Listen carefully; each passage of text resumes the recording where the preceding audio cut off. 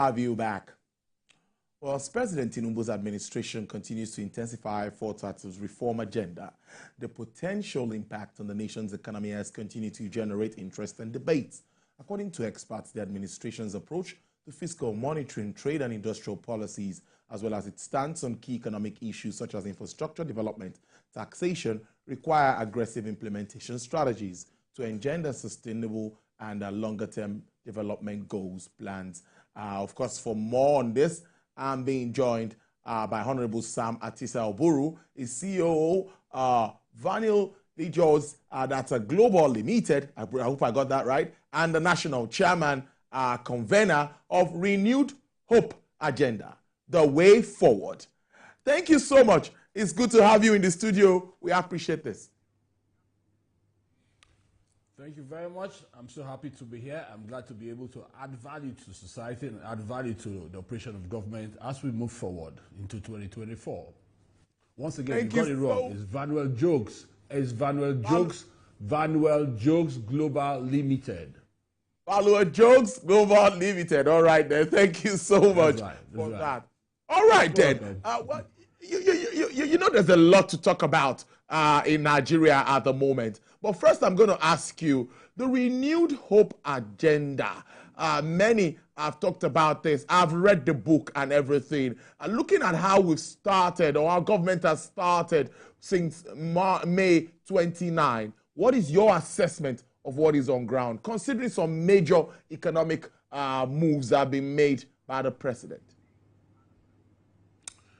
Well, thank you very much, but you will permit me before I go ahead to do anything today. You know, I'm from the South, I'm from the River State to be precise, and today, incidentally, it's the Ogoni Day. So I have to say hello and pay respect to my Ogoni brothers, my Ogoni children, my Ogoni family, led by Senator Magnus Abe. I'd like to say kudos to you all and keep the flag flying, and we expect that sooner or later, the Ogoni people will not be marginalized anymore. Thank you very much. It's a Ogoni National Day. My name is Sam Atasa Oburu. I'm the CEO of Vanuel Jokes Global Limited, and I'm the National Chairman and Convener for Renewed Hope Agenda, the way forward. Now, you asked the question, with what the government has done so far, what hope is there for Nigerians? I'll tell you, the hope for Nigeria is very bright. The tunnel is very, very bright. There's light at the end of the tunnel. Why do I say so? Because the President of the Federal Republic of Nigeria hinged his campaign on renewed hope. Did not stop there when he won the election. Continued in his governance on the premise of renewed hope. And as we can see, he did not go ahead to just start implementing the things he had planned 30 years coming to governance. He started first of all by building the foundation. A whole lot of persons saw him and were saying that, this man has not sat on the seat here too. He's traveling here, he's traveling there, he's traveling here, he's traveling there. He's always abroad. He's been to Dubai twice as we speak. In the last 3-4 months, now we're running to 6-7 months. What was he doing? He was trying to build a solid foundation. The Bible says that if you do not build your foundation on a solid rock, when the winds come, it's going to blow your house or blow your structure away. So what President Asiwaju is trying to do is trying to build a foundation that is concrete, a foundation, an economic foundation that can stand the test of time. So when we have the unforeseen challenges like COVID and co, natural challenges as Japan has now, our economy will not be shaken to the foundation, will not be shaken at all. We'll be able to withstand whatever pressure is coming from everywhere. So what we're doing right now, what he's doing right now, he's trying to build a foundation that is strong, that can stand, that lasts the test of time. And then don't forget that the foundation he's building is a new one, because coming from 1999, the structure has been blown away. There's practically nothing left again in Nigeria. If you ask me, some persons say that they are amazed that Nigeria as an entity is even still standing with all that has they've milked out of Nigeria, with all the distraction, with all the effect, with all the corruption, with all the bad language, the trajectory and everything, that they are surprised. And truth be told, I too am also surprised that Nigeria is still standing. But you know why Nigeria is still standing? Because we're good people. Because a few persons still pray, a few persons still believe that Nigeria can work. Those few people are the people that have made Nigeria to still be standing, and then have a thing or an entity that someone can come and work on and then grow the country. Let me give you an instance. In the Bible, it says that For one man, God blessed Israel. For one person, God can bless Nigeria. And we're not just one. We're several of us who believe that Nigeria can work again. All we need is the right attitude, the right leadership, the willpower to make things happen. And then I tell you something, we're going to be going places. But in the interim, do not judge the present government, because the federal government is still building its foundation and is trying to build it on a rock so that when the winds come, we'll still be standing strong. A good way to start the conversation. But when subsidy was removed, many would talk about palliatives. I know you, like you said, deep down, the Ogoni people and all of that. How well did you think that was administered? Did everyone, or what can be done to make it better distributed? The issue of data comes in here. Well, a whole lot of persons think that the way it was approached was drastic. Let me use the word drastic. And I will not totally disagree with them, because we're not used to a government that comes and says that on the first day hit the ground running. So it was a little bit of a shocker to us that this man had not put some things in place, and then he came up and removed subsidy, and then the palliatives were not on ground. Like a friend of mine, Olobotaya, we were discussing last night and this morning, and he said that the buses, the CNG buses, should have been on ground already before the palliatives were removed. The incentives should have been on ground already before the palliatives were removed. Now, being on ground already would have meant that the government would have been in place and operating with the structure. Don't forget that you cannot put a new one in an old bag.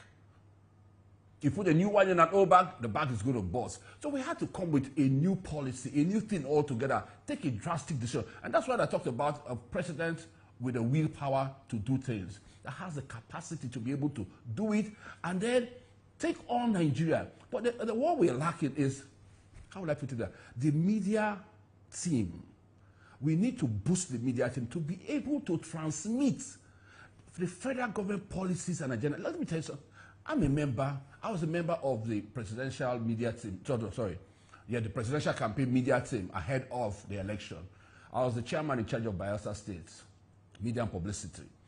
Now, there were 17 of us, I call us 17 running, and incidentally, I am also still the chairman of the College of Former State Media and Publicity Committee members.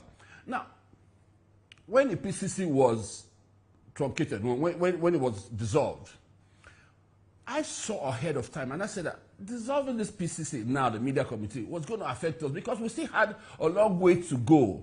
You need the media people to be able to defend whatever actions that they'll be throwing against the president, the presidency, and the party. So I said, no, instead of us going ahead and to be dissolved, we formed, I brought my people together, Ahmed Sajo, Fon Okon, Aaron Atimas, and we said, and a few other persons, Valentine Ilobi, and a few other persons, say, let's not dissolve. My brother Jimmy from Benue State, let's not dissolve. Let's just stay together. Let's metamorphose to what they call the College of Media and Publicity Committee, so that we will be able to be tackling whatever onslaught that was coming against the government, coming against the policies, coming against the agenda and the programs. And to an extent, I feel, God, that we did a fair enough good job, because it wasn't easy, taking on articulated and taking on OB at the same time. So what am I saying in a nutshell? That the media caucus of the government, as we speak right now, it needs to be enlarged, because there's a whole lot of people don't know. And when the people do not know, they build stories. And when they build stories, they're not going to build favorable stories for the government. They're going to build a story that they know, that they heard in the beer parlor, that they suspect, and they are never favorable story. So we need people to be coming up with what government is doing, how far government has done, how the people can benefit, and how government, how they can key in to grow, and how we can better society. But in the long run, what we need is to be able to eradicate poverty. You cannot eradicate poverty if the people do not have a way of keying into government agenda on poverty alleviation. The temporary subsidy, temporary cash incentive and stuff like that, those are short term. What about the long term? What about the medium term? What about the long term? People need to know what is happening as regarding these operations, how government has mapped it out. That's what I'm saying in a nutshell, that there should not be a lacuna in information dissemination. We need to broaden the scope. We need to broaden government dissemination apparatus, the media apparatus. You need to bring people, you need to decentralize it as a matter of fact. Some persons in each region have a different media apparatus because what is peculiar to this region is not what is peculiar to this particular region. Let me tell you another thing. When I was chief press secretary to Governor Tinubu in Bayelsa State, I'm just half from Bayelsa State, half from Rivers State. I had to go all the way to the grassroots to be able to rebuild the Timothy Silva image. What they know about Timothy Silva, where he went to school, his wife, his family, what he loves, his kind of books, the kind of books he reads, what kind of movie he watches. I need to make him look like a human being so for the people to be able to buy into his agenda and buy into his policy. He became loud all of a sudden in under 6 months, and he was going to win the election if they had allowed us to get into that primary. That's why they did everything possible to stop him from contesting that primary, and eventually we did not, and eventually we left government. So what am I saying in a nutshell? We need to be able to transmit government policies, program, activity to the grassroots. And you cannot do that from Abuja here alone. So you need to decentralize the media so that the people will be able to know what government is doing, how they can key in. Now, I was telling somebody something the other day. I said, if you build a tunnel here, if you build a tank here, and someone is living just outside TVC here, does not have a pipe connected to that tank, and someone is living far away Kubwa, he has a pipe connecting to that tank. He's going to get water first before the person living in front of TVC here. Why? Because it's connected to the activity in the tank. So, what's the activity in the tank that can grow the economy? We need to diversify. We need to move from just oil dependence to other things like cotton, like solid minerals like gold, californium, lithium. There are so many things that Nigerians could get into that could grow the economy, that could grow the naira, that could stabilize the naira. Allow me to interject you there now. Are you seeing that sincerity in diversifying our economy really again away from oil? Like you mentioned, we've seen a lot of moves around the solid mineral space. But, you know, there are other ways. Agriculture, adding value to our farm produce is something that remains also very important. Have you seen that will, that political will to really diversify this time around? Now you talked about, let me start from political will. President Asiwaju Bola Ahmed Tinubu is the most Nigerian that has the willpower to rule this country now. He did not start planning to be president yesterday or last week. He has been planning to be president from 30 years coming. So he has drawn up plan, policies, agenda on how he can be able to govern Nigeria and be able to impact Nigeria with positive growth. So willpower, 2-pack is there. Now, the right persons to galvanize that willpower is where we have a law. You need the right people who have the mentality, who believe in the capacity of the president to do this, and will not use their own selfish interest, greed, to jeopardize the presidential policy, presidential plan. Now, talking about diversification, it is apparently totally necessary for us to diversify now. Because we've been doing the same thing over the years, relying totally on oil. This is where it has gotten us to. Relying strictly and totally only on oil. This is where we have come. This is how far we have come. I'm wearing a suit that is 15 years old, but it looks like I bought it last week. Why? Because I wash it well and try to maintain it. So we need to diversify so that I'll be able to buy new suits, so that the ordinary man will be able to grow as well. That's just an example I'm using here. What am I saying? We need to move from oil dependence to other things. Gold, for example. We have it in large quantity. The way you're mining oil in the South, why don't you try and do the same thing? That's why I love Dele Aleke. He is a square peg in a square hole. Why? Because he has come up with policies and things and how we can be able to revitalize our solid mineral sector.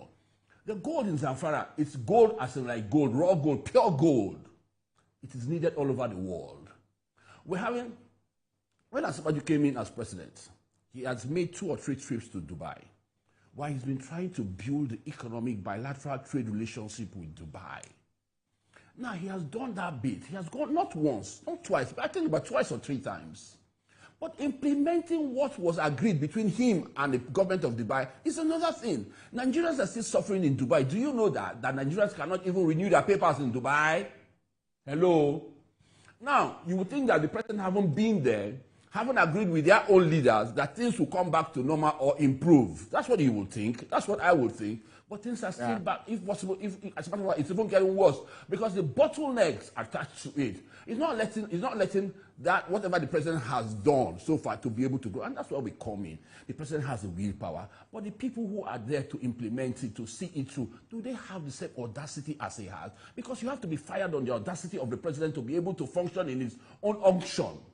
What am I saying here? You need to have a team of people who are fired for you, who are totally fired for you to work. They don't care anything. They eat, sleep, and think how Asiwaju can grow. And that's people like me.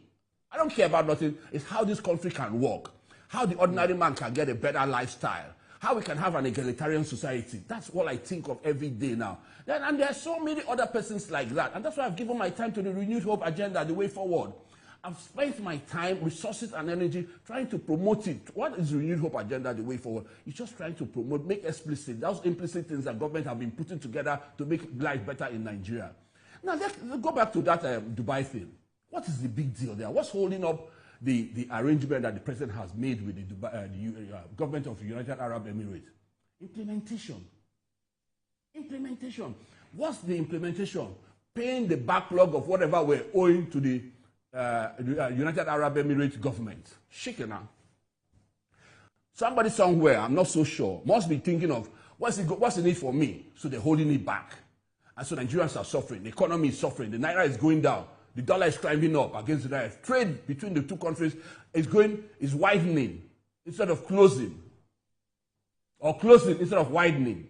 Now, what do we need to circumvent that? You have raw gold in Dubai, in Zamfara here. You don't need to use naira. You don't need to use the dollar that you don't even have to pay that bill.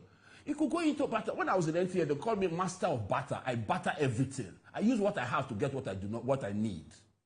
There's gold in Dubai, in Zamfara, sleeping. Come to an agreement with the Arab UAE government and see how we can use our gold there to pay off our debts. See how we can use our crude, excess crude here, and pay off some debts. It's not everything that is about naira and dollar. We don't have the money. We don't have the cash as it were right now. We're even going to borrow to be able to implement the budget. So we need to start thinking out of the box. We need to start thinking, how can we activate or actualize these policies, these plans? Look at the budget, for example. It's 28.7 trillion, as a matter of fact. We have recurrent expenditure sitting at 30%. We have capital expenditure sitting at 35%. Now to talk about the statutory transfer and then the debt services. The debt services, that's where I'm coming in here now. That debt services that is about 29%, which is sitting at 8.27. We don't really need to use naira or pounds or euro to be able to take care of it. We can barter it as best as we can, as far as we can. If we cannot barter it as far as we can, then use whatever we mop up from there. Don't forget that by the time you put together recurrent capital and debt services, it's coming up to about 17 trillion. How much is the budget total? The budget total is about 28.7. So you have a deficit of almost 9 trillion to 10 trillion. How are you going to fund it? So some economists will look at it and tell you that it's almost difficult to fund this budget. But then again, here comes the people with the dynamic touch, the people who have the Midas touch, who can think out of the box. It's not all about naira and euro and dollars. You can be able to start thinking out of the box. What do we have in large quantity that we can use to offset these bills? And then plug those bills into the economy. So we can be able to grow the capital expenditure aspect of the budget. We can be able to actualize it, achieve it, and even add more to it.